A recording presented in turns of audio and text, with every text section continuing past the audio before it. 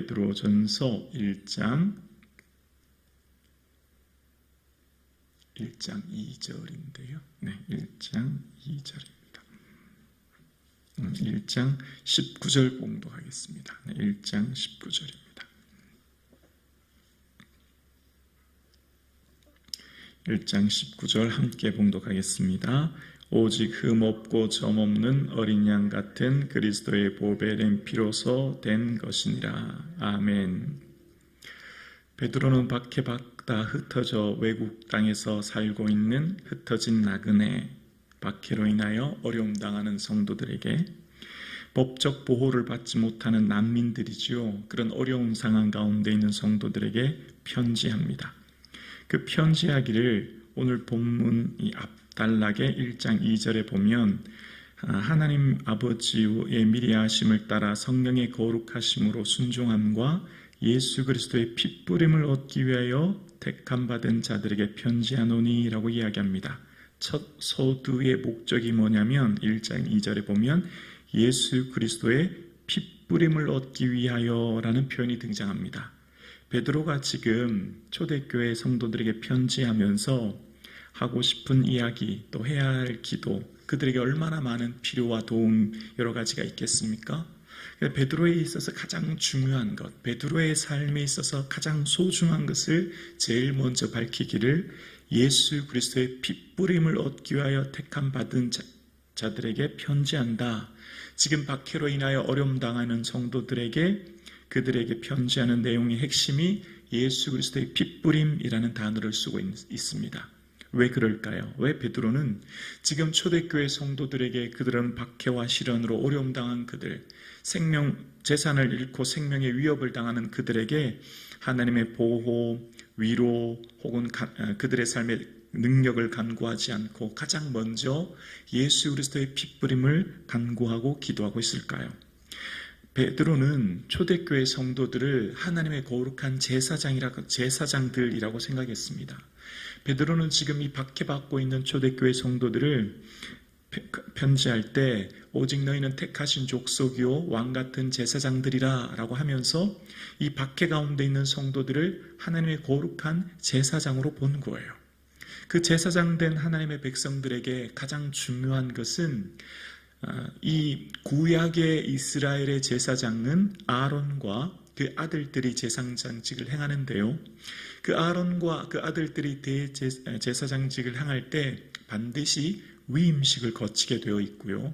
그 위임식 순서에 보면 그 위임식이 출애굽기 29장에 나오는데 그 위임식을 할 때 흠없는 수소 한 마리와 순양 둘을 택해서 그들을 회막문 앞에 데려다가 씻깁니다. 아론과 아들들을 씻기고 속옷에 에봇 받침과 겉옷에 에봇을 입히고 흉패를 달고 머리에 관을 씌우고 또 관유를 머리에 붓습니다. 그리고 그렇게 그들을 씻기고 옷을 입히고 관유를 부은 다음에 이제 그들이 해야 될 것이 속죄제로 수소를 드려요.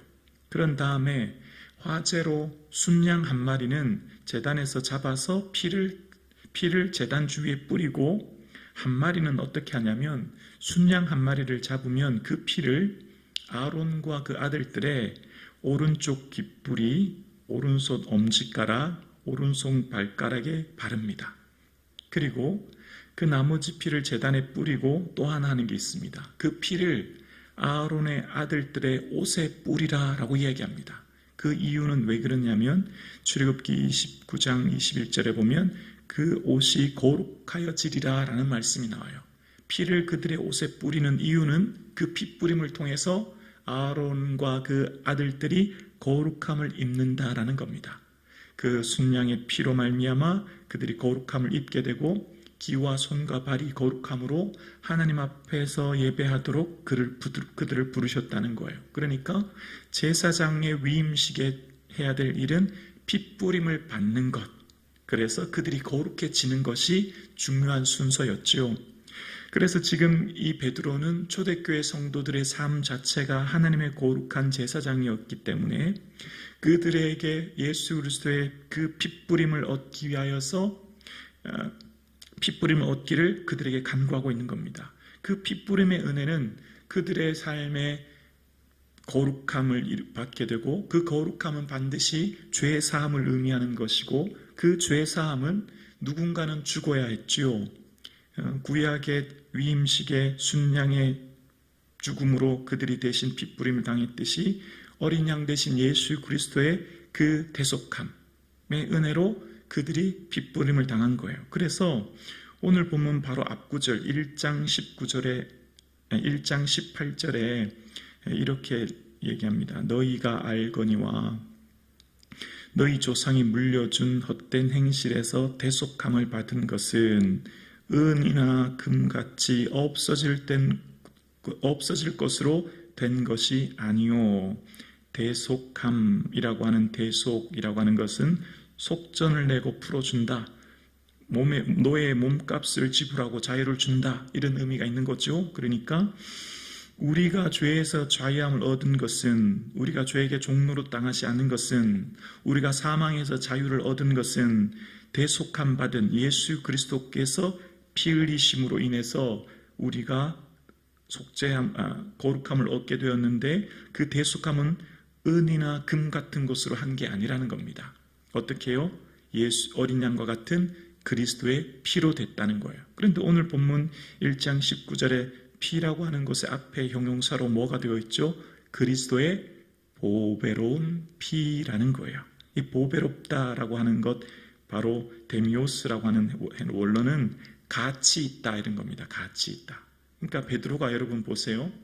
베드로가 예수님 왜 배와 그물을 쫓고 버려두고 예수님 쫓아다녔죠? 예수님이 이 땅에 정치적 해방과 물질적 번영을 줄 알고, 예수님 따라다니면 이 땅에서 더 많은 더 많은 권력, 더 많은 명예를 얻기 위해서. 그래서 제자들 중에 요한의 어머니가 요한의 아들들 우편과 좌편 앉게 해달라고 할 때 다른 제자들이 막 화를 냈지 않습니까? 화낸 이유가, 왜 너희들만 예수님 우편 좌편 앉냐, 우리도 앉아야 되는데, 그런 의미가 있지요. 그러니까 제자들의 삶 가운데서는 예수님을 따라다녔다는 것은 예수님이 메시아로 이 땅에 정치적 해방을 줄 것이라고 생각했거든요. 그런데 그들의 삶 가운데 부활하신 예수님을 만났을 때도 이스라엘을 회복하심이 이때니까라고 묻습니다. 그때까지도 제자들은 뭔 생각을 했냐면, 예수님이 이 땅의 메시아로 로마 황제를 물리치고 이 땅에 황제처럼 임하기를 생각했던 거죠. 정치적 메시아로 그들에게 해방과 자유를 줄 것이라고. 근데 예수님은 그렇게 오신 것이 아니라 하나님 나라를 이 땅에 선포하고, 하나님 나라의 그 능력을 선포하여서 그들을 구원하기 위해 이 땅에 오셨죠. 그래서 그들이 성령의 충만함을 받고 오순절날 성령의 충만함을 받은 후에 그들이 깨닫게 된 것입니다. 그들의 삶 가운데 예수님이 이 땅에 오신 진정한 목적이 무엇인가를 알게 되었습니다. 그리고 그들의 삶 가운데, 이 땅에서의 삶 가운데 예수님의 오신 목적은 하나님 나라를 위해 이 땅에 오셨고, 그 하나님 나라인 아버지 집, 그 영원한 천국을 선포하고 구원하시기 위해 오셨음을 깨닫게 되었고, 그래서 그들의 삶 가운데 이 땅에서 가장 가치 있는 인생이 뭔가, 가장 의미 있는 것이 뭔가, 바로 예수 그리스도의 이름이요, 예수 그리스도의 보배로운 피요, 예수 그리스도의 그 십자가 은혜임을 그들은 깨닫게 된 거예요. 그래서 베드로의 인생에 가장 가치 있는 것은 배와 그물을 버려두고 과거에는 이 땅에서의 영광을 위해 살았던 그가 하나님 나라의 영광을 사모하기 시작한 겁니다. 하나님 나라의 영광을 바라보는 것이죠. 그래서 가장 가치 있는 것은 예수 그리스도요, 그 예수 그리스도의 피가 가장 가치 있다는 것을 깨닫게 되었어요. 그 예수 그리스도의 피로 구속함을 받았고 대속함을 받아 구원 얻게 되었거든요. 구원이야말로 이것보다 더 큰 은혜가 없다는 것을 깨달았거든요. 오늘 예배 드리시는 저와 여러분의 삶에 예수 그리스도의 피로 구원함 얻은 이 은혜를 인하여 감사가 넘치는 이 아침 되기를 주님의 이름으로 축원합니다. 예수 그리스도 죄송합니다. 예수 그리스도께서 우리를 위하여 고난을 받으사 너희를 위해 본을 끼쳐 그 자취를 따라오게 하셨느니라. 예수님께서 먼저 고난을 받으셨고 그 모범을 보이신 것은 그 발자취를 따라오게 하기 위함이라고 베드로는 깨닫게 되었고, 그래서 이 땅을 살아가는 모든 인생은 예수님 가신 그 길을 걸어가기 위함인 것이었지요. 그래서 베드로의 삶에 가장 가치 있는 것은 금이나 은이 아니라 금보다 더 귀한 예수 그리스도요. 그 예수 그리스도께서 피 흘리신 십자가의 보혈의 피야말로 보배로운 피라고 고백하는 거예요. 예수 그리스도를 믿고 따랐던 베드로의 무엇이 진정 가치 있는가를 발견한 거예요. 오늘 예배드리신 저와 여러분의 삶에 여러분 무엇이 여러분의 삶의 가장 우선순위요? 가장 가치 있고 가장 소중한 것입니까? 여러분 인생에 지금 무엇이 가장 가치 있는 것입니까? 우리의 삶에 가장 가치 있는 것은 예수 그리스도요. 우리의 가장 가치 있는 것은 예수 그리스도께서 날 위해 피 흘리시며 그 피로 우리에게 보배로운 피, 보혈인 줄로 믿습니다. 이것이 가장 가치 있는 이유는 우리가 구속함, 대속함을 받은 것은 은이나 금이 아니라 바로 예수 그리스도의 어린 양 대신 피 흘림으로 죄의 사함을 얻게 되었고 구원 얻었기에 이것이 우리에게 영생을 주셨기에 이것이야말로 우리 가장 소중한 은혜 중에 은혜인 줄로 믿습니다. 그래서 오늘 예배하는 우리의 모든 성도님들의 삶은 내가 예수님 따라가는 이 길 속에 예수께서 피 흘리시고 걸어가신 그 길이 생명의 길임을 알아 그리스도의 고난에 참여하는 것으로 즐거워하고 이 걸어가는 길 속에 고난이 있음이 예수님께서 가신 고난임을 기뻐하고 그의 영광이 나타나실 때 기뻐하고 즐거워하기 위해 우리를 부르셨고 우리의 소망은 천국에 있고 그 천국의 소망으로 오늘 이곳에서의 삶이 기쁨과 즐거움이 넘치는 삶 되기를 주의 이름으로 축원합니다.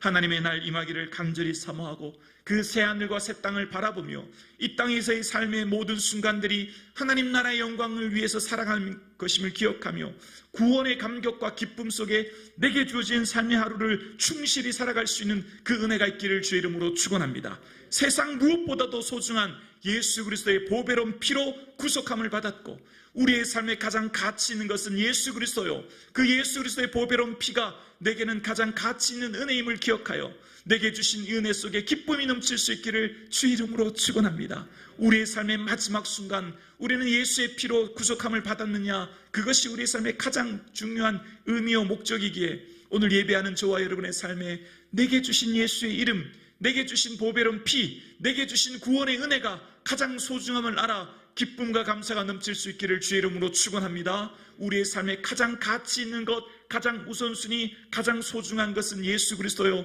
그 예수 그리스도께서 당신의 몸을 피 흘려 나를 구원하셨으니 이 은혜를 인하여 영원한 소망을 가지고 오늘도 하나님 나라를 바라보고 그 나라를 준비하고 이 기쁨 속에, 이 감격 속에 살아갈 수 있기를 주의 이름으로 축원합니다. 조금 있으면 우리는 곧 하나님 나라의 그 영광을 누리게 될 것이니 우리가 하루 지났다고 하는 것은 그만큼 하나님 나라의 하루도 가까웠다고 하는 것이니 그날에 주실 영광이 우리에게 있음을 바라보고 기뻐하고 즐거워하는 이 하루 되기를 주님의 이름으로 축원합니다.